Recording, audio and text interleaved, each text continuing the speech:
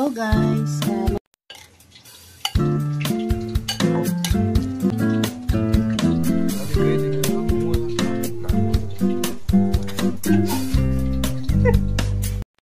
Hello, nilagay ko po dito ay hipon, patatas, sibuyas, tapos harina, cornstarch at saka konting tubig. Tapos naglagay po ako dito crispy. Tapos ito na yung finished product. Sarap yan guys. Para medyo manipis siya.